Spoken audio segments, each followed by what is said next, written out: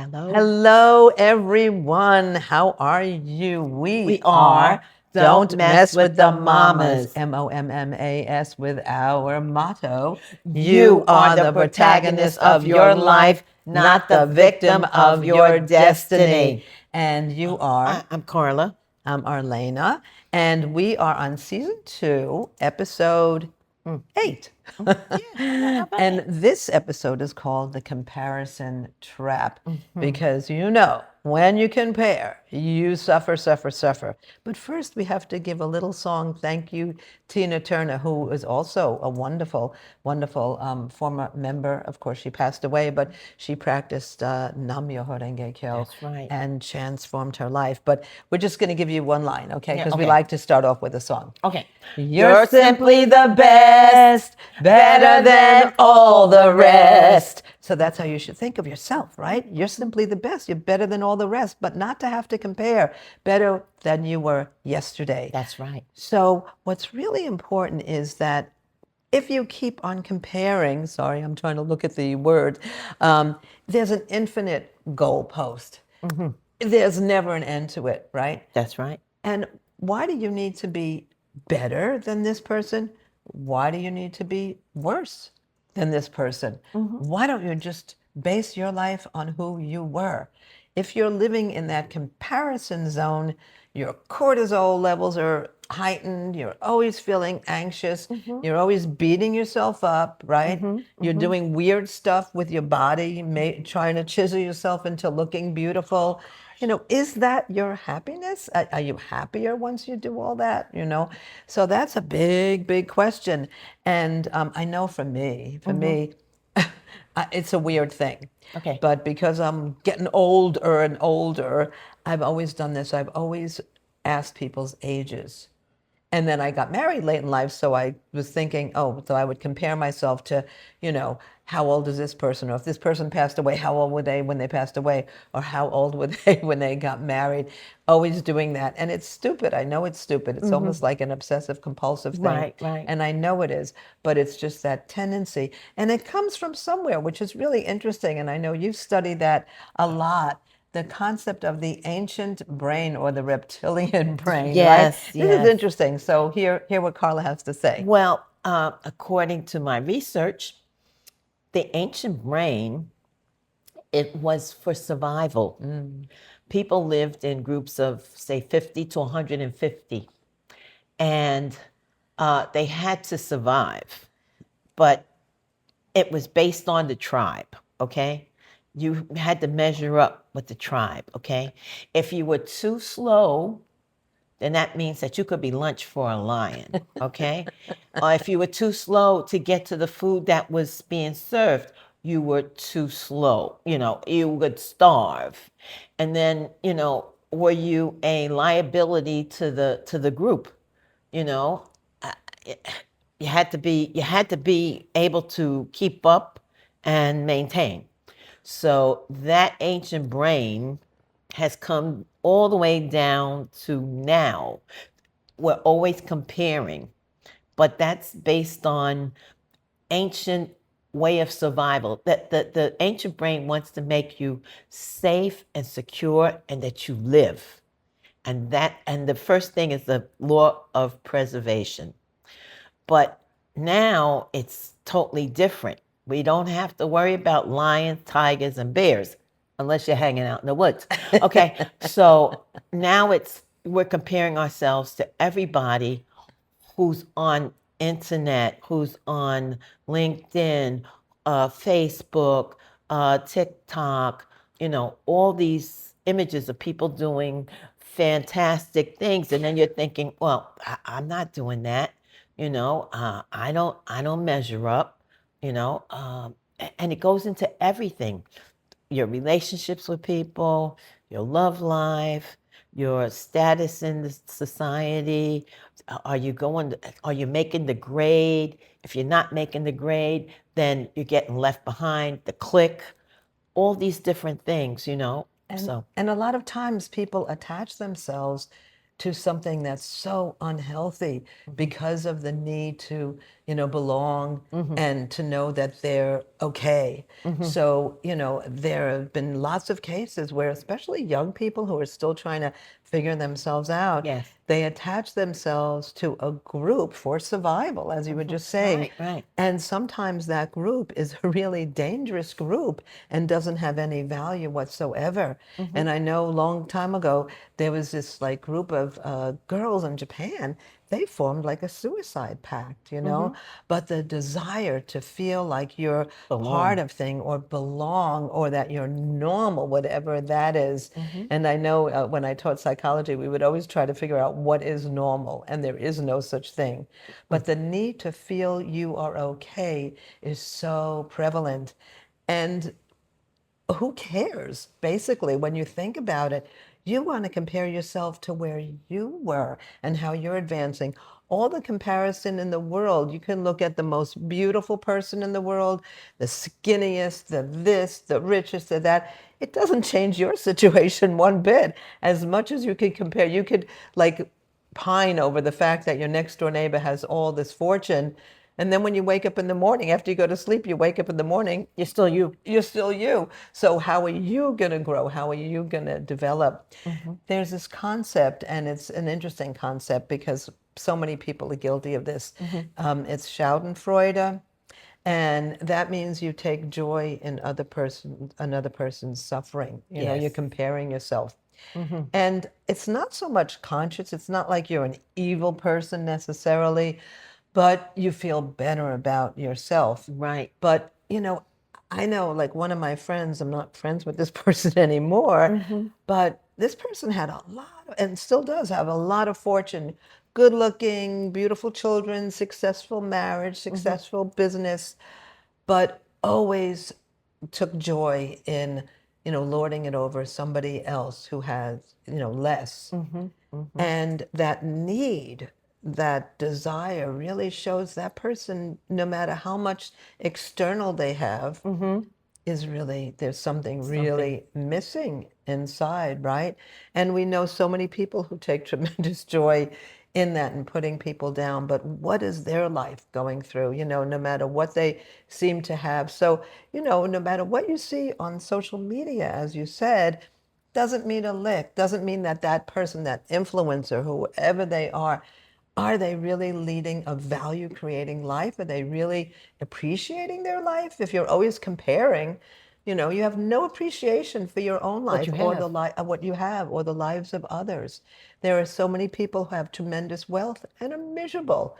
My joke is if you're a butthole before before money, you're probably a We'd be much bigger after one. same, Yeah, yeah, same, yeah. same. So what do you want to add to that? I think the other thing is that we can't change the wiring, all right? That's hardwired in there, okay? But you can retrain it. You can retrain it. When you feel yourself starting to do that comparison, step back for a second, and they suggest that we either look at a documentary, read a long article, just something to break it, there's pizza all over the world, okay? Pizza, you can get pizza any place, okay? But if you're just looking at a plate with a slice on it, you think that that's the only pizza in the world, and it's not. It's not. So you can't compare yourself to the point where you get crazy. So they suggest those sort of things. Also, if you're scrolling and you come across something and it brings up that feeling in your life, just write it down when you felt it, what you were doing, what were you looking at, and then just, you know, judge and gauge yourself like, well, okay, this is what happens when I do this. I can do something different. The other thing that they mentioned, I think she's talking about AI. AI, yeah, When she talks AI. about it. AI. She's a big AI proponent. I love AI. I mean, it just gives me so many things. They have this thing about there's the hero, victim, and villain. Okay, the hero is a person who says, what can I learn from this situation? Okay. The victim is when we're starting to feel inferior. Okay. And then the villain is really looking down on others. So if you feel like you're looking down on others, just pull yourself out. Oh, this is what I'm doing. Okay, I'm going to change my mind about that.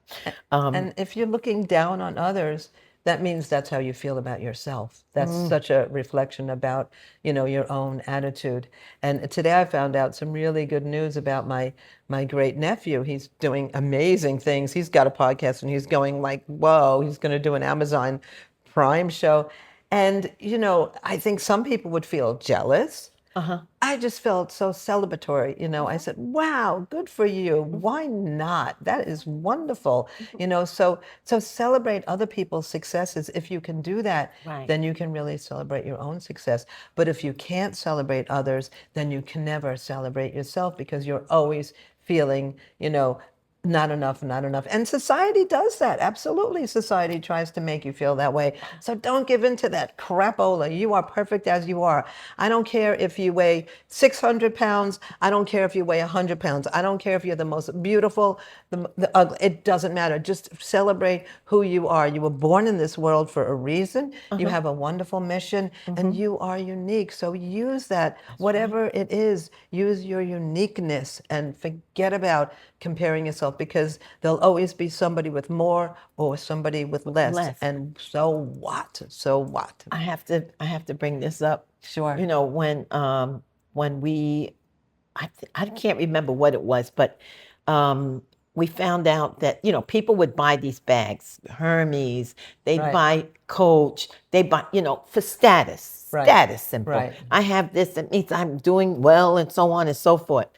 And the poor person who ran to Chinatown would go down into a dark hole, all right, could get busted by the police, came out with their knockoff, okay, and was happy, maybe feeling, well, it looks like it, but it's not really it, but I'm going to pass. When you're running in the street, nobody's going to notice if you got stains, if it's real, if it's not, that you just, hey.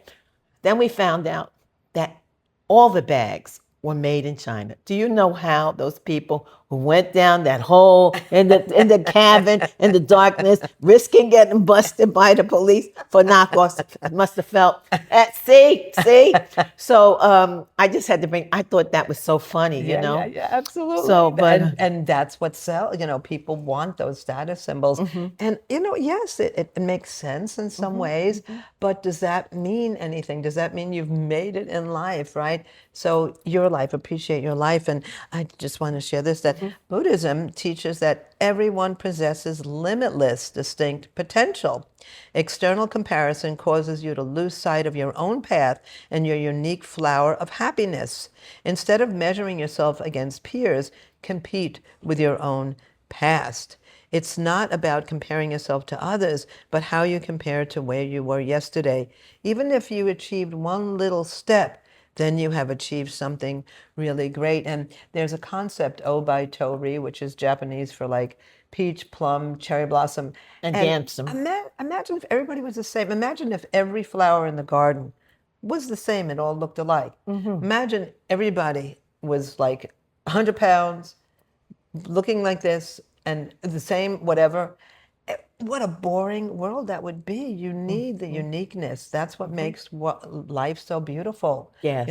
And the people who have achieved a lot in life, the people who are really known, it wasn't because they were necessarily beautiful at all. True. It wasn't because they had a lot of money at all. It was because they had the real appreciation for their life and the lives of others and cared about others. Those are the people. Those are the mentors we really need to look up to. And especially young people really need those mentors. And you know something they said? Find yourself a mentor, maybe 2 or 3 mentors.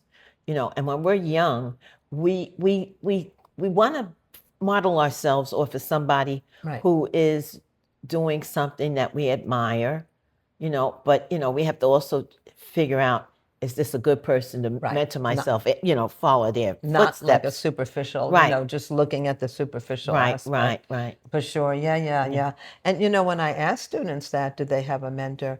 They don't. They really don't. You know, our mentor is Daisaku Daisaku Ikeda. Ikeda. And not that we worship him. No, never worship another human being. That's like weird, you know, worship the dignity of life itself. But here's a man who accomplished like 100 lifetimes in a single lifetime. So to be able to know that the Yeah. capacity of human beings is so limitless, our potential is so limitless. And what maybe you don't have right now, tomorrow Could be the day that you do. totally transform, right? So you're never hitting a dead end as long as you're alive. You never hit a dead And end. another thing, it's all right to be average. It's all right, you know. Whatever that is, I Yeah, don't you even know know what that. average means. Well, you know it. You just have to grow a certain amount. Right. Just some. It could be 10%. Could be 20%. That depends on you. You'll be the judge of that. But it's all right to be yourself, and you'll figure it out. You'll figure it out. You'll find out exactly where you need to be and what you need to do, and you'll be fine. You know, when you ask people, especially young people, you ask them what their dreams are. Most of them don't have dreams necessarily. But one young woman, her name is Amelia, and Amelia, shout out to you because you really touched my life so much. I asked her what her dream was, and she said to live like a meaningful life, you know. And I started thinking, what does that mean to live a meaningful life? And most people who have achieved all the success in the world or whatever you want to say, at the end of their life, they say, you know, I'm so proud that I was able to have this family, or I was able to encourage this person or that. They don't talk about all this and that they've accomplished. They talk about the feeling that they've had and the relationships they've had. That's what really makes a valuable life. You know, at certain times, I do journaling, and I would, when I was feeling a little bit down or this, that, and the other, I'd say, okay, I'd write down, okay, what's the good things about my life? Okay, my family may have been crazy in a lot of different ways, but I All had families. people who supported me, you know, in certain ways, you know. Then, you know, I found the religion perfect for my life. I was able to go to school. So I write down all my accomplishments, you know, so that regardless of what was going on around me, I could see, well, you did this and you did this and you did this and you did this, and these are all good things, Right. you know. Right. So And, you know, sometimes, you know, a person who feels like they're not doing much, you know, and I've felt that way so much because I've always wanted to do so much. But, you know, somebody said to me, wow, you know, you've written a book, you know, you published a book, you have a podcast, you have 2 restaurants. And sometimes I think, well, okay, but now what? But now what? And that's kind of like stupid. what's the Like, next thing? What's the next thing? But I mean, which is a good thing, you know. You always want to keep on growing, but to really do appreciate those, and sometimes your success, it doesn't have to be a big deal. It can be, you know, a relationship with another human being, or going to school, passing a class that you didn't think you'd be able to pass, but just celebrate, you know. So, yeah. I So with guess. that, I think that's it. And what we're doing next week, don't forget we publish on Wednesday on all platforms, including the YouTube and the Substack and the Spotify and the TikTok and Instagram and everywhere. And next time we're going to be talking about youth. Youth are the future. And anybody who is not thinking about youth, sorry, the older people in the world, focus on the youth because they got it. No matter what they're going through, no matter what their difficulties, youth are the future, and that's where we need to focus ourselves. This is your time, young people. This is Yes. your time, Yeah. and we'll explain how that comes about. Next Wednesday. So Okay. we are, don't forget, we are Don't Mess with the Mommas. Mommas. You are the protagonist Of your life, not the victim of your destiny. And leave a comment on TikTok. We would love to get your perspective and your feedback. And you had a question about how the ancient brain, something about the ancient brain, how it's affected you, I think. I can't remember exactly. I think, yeah. I thought I had a question, but if I remember it, I'll bring it up at the next But I time. think you wanted to ask about, you know, how this ancient brain of yours still affects you today. Okay, well, Can you tell us about how you compare yourself and your changes, and if this has helped you in any way? Yep, that would be great. Yeah, so We love for comments. now, yes, we'll see you and bye. Bye. And you are precious, you are wonderful. Please, please take good care of your precious self. You were born at this particular time in the world because you have a mission only you can Can fulfill. fulfill. Okay, Bye-bye. bye. Bye-bye.